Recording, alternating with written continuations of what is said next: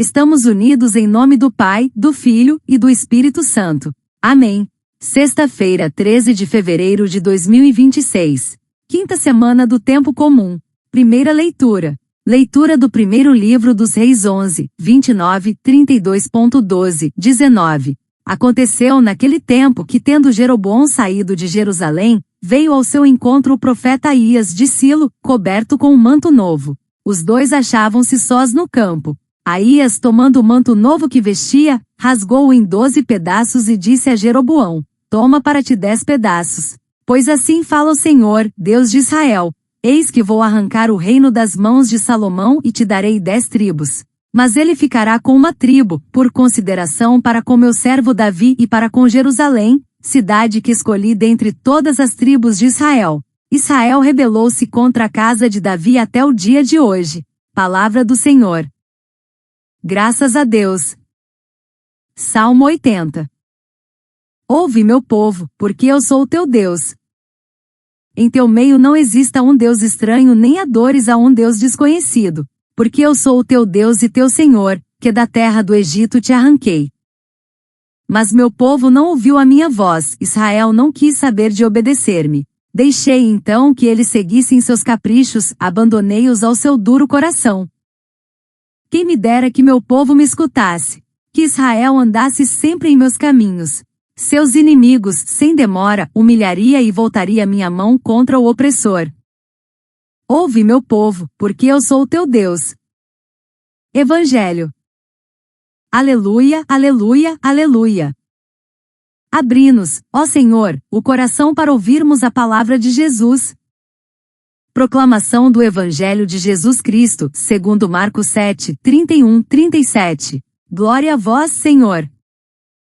Naquele tempo Jesus saiu de novo da região de Tiro, passou por Sidônia e continuou até o mar da Galileia, atravessando a região da Decápole. Trouxeram então um homem surdo, que falava com dificuldade, e pediram que Jesus lhe impusesse a mão. Jesus afastou-se com o homem para fora da multidão, em seguida colocou os dedos nos seus ouvidos, cuspiu e com a saliva tocou a língua dele. Olhando para o céu, suspirou e disse: Efatá, que quer dizer, abre-te. Imediatamente seus ouvidos se abriram, sua língua se soltou e ele começou a falar sem dificuldade. Jesus recomendou com insistência que não contassem a ninguém. Mas quanto mais ele recomendava, mais eles divulgavam.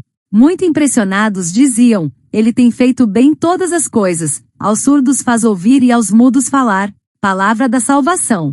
Glória a vós, Senhor. Reflexão. O texto da primeira leitura situa-se no momento crítico da história de Israel, marcado por tensões políticas e sociais após o reinado de Salomão. Israel era um reino unido, mas com diferenças significativas entre o norte mais agrícola com tribos diversas e o sul centrado em Jerusalém, com forte identidade religiosa ligada ao templo.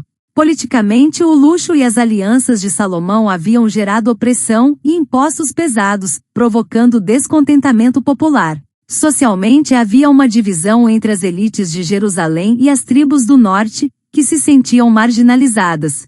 Culturalmente, o povo estava exposto à influência estrangeira devido às alianças matrimoniais de Salomão, o que trouxe práticas religiosas pagãs, enfraquecendo a fidelidade ao Deus de Israel. Religiosamente, Jerusalém permanecia como centro do culto, mas a infidelidade do rei abriu espaço para a intervenção profética.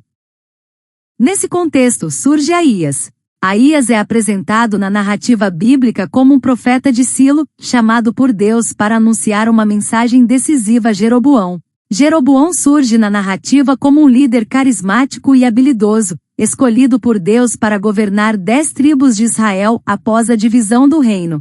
A divisão do reino de Israel marcou um ponto de ruptura na história do povo eleito, revelando as consequências da infidelidade à aliança com Deus e das tensões sociais acumuladas.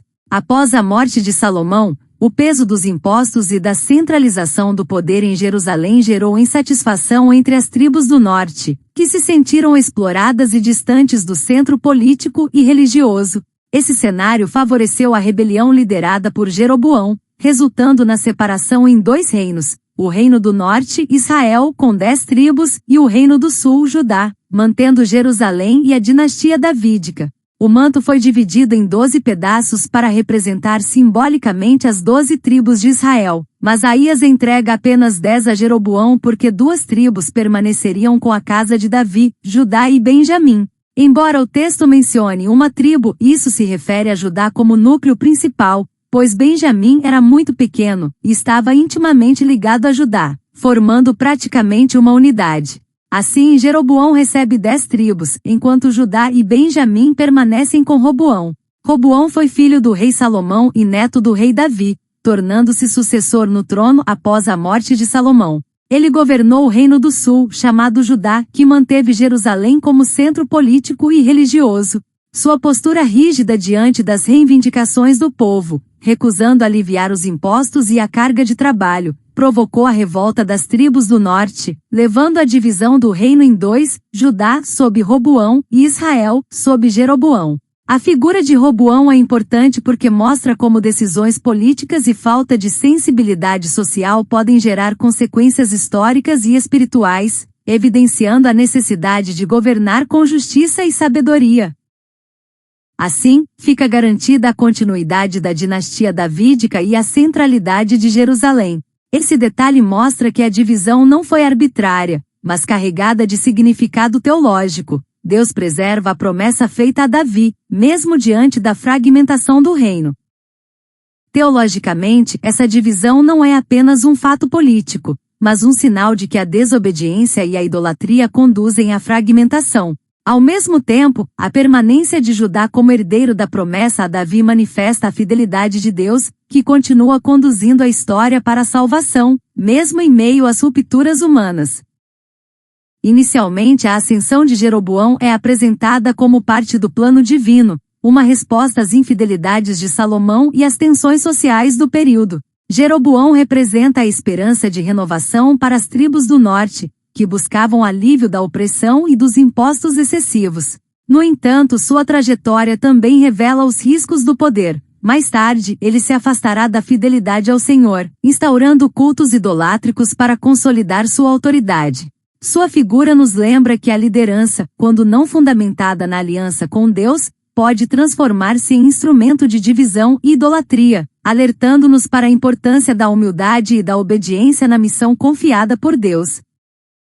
Aías simboliza a voz profética que interpreta os acontecimentos históricos à luz da vontade divina. O gesto de rasgar o manto novo em 12 pedaços é carregado de significado. Revela que a divisão do reino não é apenas fruto de disputas políticas, mas consequência da infidelidade à aliança. Aías, portanto, atua como mediador entre Deus e o povo, lembrando que a história de Israel está sob a soberania divina. Sua atitude corajosa, ao confrontar a realidade e proclamar a palavra do Senhor, inspira a missão profética da Igreja hoje, anunciar a verdade, mesmo quando ela implica mudança e conversão. O gesto simbólico de Aías, rasgar o manto em 12 pedaços, revela uma mensagem teológica profunda. Deus continua soberano sobre a história, mesmo diante da infidelidade humana. A divisão do reino não é mero acaso político, mas consequência da ruptura da aliança. Ainda assim, a promessa feita a Davi permanece. Uma tribo ficará com Jerusalém, sinal da fidelidade divina. Essa tensão entre juízo e misericórdia é central na teologia bíblica. Deus corrige, mas não abandona. Conectando com a liturgia atual, esta leitura nos convida a refletir sobre a unidade eclesial. Assim como Israel se fragmentou por interesses humanos, também hoje a Igreja enfrenta desafios de divisão, seja por ideologias, culturas ou interpretações. A liturgia nos recorda que a verdadeira unidade não se constrói por poder ou conveniência, mas pela fidelidade à aliança em Cristo. O manto rasgado pode ser visto como imagem da nossa realidade. Somos diversos, mas chamados à comunhão. A Eucaristia, centro da liturgia, é o sinal que recompõe o que está dividido, reunindo-nos em um só corpo. Assim, a palavra nos interpela a superar rupturas e a viver a unidade como dom e tarefa, permanecendo firmes na cidade escolhida. Agora não Jerusalém, mas a Igreja, sacramento da presença de Deus no mundo. O Salmo 80 é um forte apelo à fidelidade e à escuta da voz de Deus. Ele recorda a libertação do Egito como fundamento da relação de aliança. Deus é o único Senhor que salva e sustenta seu povo. Por isso não deve haver espaço para ídolos ou deuses estranhos. No entanto, o Salmo denuncia a atitude de Israel, que preferiu seguir seus próprios caprichos, fechando o coração à vontade divina. Essa desobediência trouxe consequências dolorosas, pois afastar-se de Deus significa perder a proteção e a vida plena. O refrão, "Ouve meu povo, porque eu sou o teu Deus", ressoa como convite atual. Deus continua desejando que seu povo escute e caminhe em seus caminhos, pois a verdadeira liberdade e vitória sobre os opressores vem da comunhão com Ele. Na liturgia, este salmo nos interpela a rever nossa fidelidade, evitando ídolos modernos e acolhendo a voz do Senhor que fala hoje, especialmente na palavra e na Eucaristia. O trecho do Evangelho de Marcos acontece numa região predominantemente pagã, Tiro, Sidônia e Decápole, territórios fora do centro judaico, marcados por diversidade cultural e religiosa. A Decápole era uma região composta por 10 cidades helenísticas localizadas a leste e sudeste do Mar da Galileia, em território predominantemente gentil. O nome vem do grego deca, 10, e polis, cidade. Essas cidades foram fundadas ou reorganizadas após as conquistas de Alexandre o Grande, e mantinham forte influência grega na cultura, língua e costumes, mesmo sob domínio romano. Entre elas estavam cidades como Damasco, Filadélfia, atual Amã, Gerasa e Gadara. Religiosamente, a Decápole era marcada pelo paganismo, com templos e práticas contrárias à lei judaica, o que a tornava um espaço de fronteira cultural e espiritual. Quando Jesus passa por essa região, como no Evangelho de hoje, isso revela a universalidade da missão. Ele não veio apenas para Israel, mas para abrir os ouvidos e corações de todos os povos à salvação. Isso indica que a missão de Jesus ultrapassa as fronteiras de Israel, alcançando povos marginalizados. Politicamente, essas áreas estavam sob influência romana, com tensões entre judeus e gentios. Socialmente, os doentes e pessoas com deficiência eram vistos como impuros ou castigados por Deus, sendo excluídos da vida comunitária. Culturalmente, havia mistura de tradições, e religiosamente, os judeus consideravam essas regiões como distantes da santidade da lei. Nesse contexto, o gesto de Jesus é revolucionário. Ele se aproxima do homem surdo e com dificuldade de fala toca-o e pronuncia, Efatá, abre-te, sinalizando que a salvação é inclusão, cura e comunicação. Teologicamente, este milagre revela que Cristo é aquele que abre o ser humano para Deus e para os irmãos. O surdo-mudo simboliza a humanidade fechada ao diálogo e à escuta da palavra. Ao tocar os ouvidos e a língua, Jesus restaura a capacidade de ouvir e proclamar, antecipando a missão da Igreja, anunciar a boa nova. O olhar para o céu e o suspiro indicam que a cura vem do Pai, e não de técnicas humanas. A ordem de silêncio, embora não obedecida, mostra que a obra de Deus fala por si mesma. Ele fez bem todas as coisas, ecoando a criação do Gênesis. Na liturgia atual, este evangelho é profundamente ligado ao rito do batismo, onde se realiza o gesto do Efatá, pedindo que os ouvidos e a boca do batizando se abram para ouvir a palavra e professar a fé. Assim, somos chamados a deixar Cristo abrir nossos corações, superar fechamentos, preconceitos e divisões. Em um mundo marcado por ruídos e discursos que afastam de Deus, a liturgia nos convida a escutar a voz do Senhor e a falar com verdade e amor, tornando-nos sinais vivos da presença de Cristo que continua fazendo bem todas as coisas. Uma aplicação pastoral para este evangelho pode ser vivida na dimensão da escuta e da comunicação dentro da comunidade. Assim como Jesus abriu os ouvidos e a boca do homem, somos chamados a abrir nossos corações para ouvir a palavra e uns aos outros. Em um mundo marcado por ruídos, opiniões extremas e falta de diálogo, a comunidade cristã deve ser espaço de acolhida e escuta verdadeira, onde cada pessoa se sinta valorizada. O gesto de Jesus, que se afasta da multidão para um encontro pessoal, nos inspira a criar momentos de proximidade e atenção, especialmente com os mais vulneráveis, os que se sentem silenciados ou excluídos. Pastoralmente, isso pode se traduzir em iniciativas como grupos de partilha, visitas aos doentes, inclusão de pessoas com deficiência na liturgia e promoção de uma comunicação respeitosa nas redes sociais. O Efatá de Cristo continua sendo um chamado para que a comunidade se abra à ação do Espírito, tornando-se sinal de cura, reconciliação e anúncio da boa nova com palavras e gestos concretos.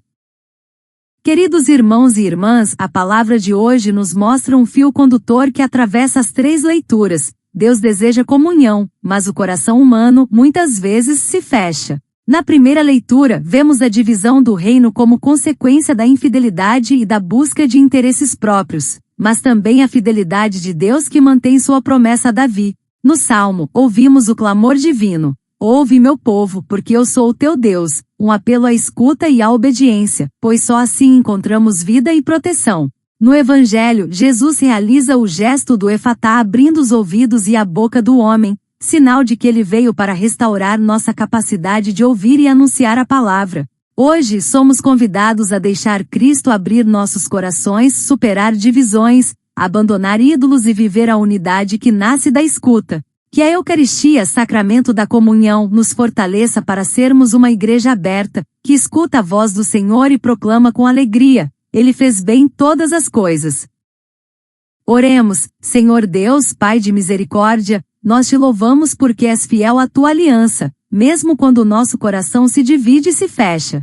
Hoje recordamos tua palavra que nos chama à unidade, à escuta e à confiança. Abre, Senhor, nossos ouvidos para ouvir tua voz, como pediste no Salmo: ouve, meu povo, porque eu sou o teu Deus. Liberta-nos dos ídolos que nos afastam de ti e cura nossas divisões, como fizeste com Israel. Pelo poder do teu Filho Jesus, que disse Efatá. Abre também nossos lábios para proclamar tua bondade e nossos corações para acolher tua graça. Que, fortalecidos pela Eucaristia, sejamos sinais de comunhão e testemunhas do amor que faz novas todas as coisas. Por Cristo nosso Senhor. Amém. Ave Maria, cheia de graça, o Senhor é convosco, bendita sois vós entre as mulheres, bendito é o fruto do vosso ventre, Jesus. Santa Maria, Mãe de Deus, rogai por nós, pecadores, agora e na hora da nossa morte. Amém. Louvado seja nosso Senhor Jesus Cristo. Para sempre seja louvado. Continuamos unidos em nome do Pai, do Filho e do Espírito Santo. Amém.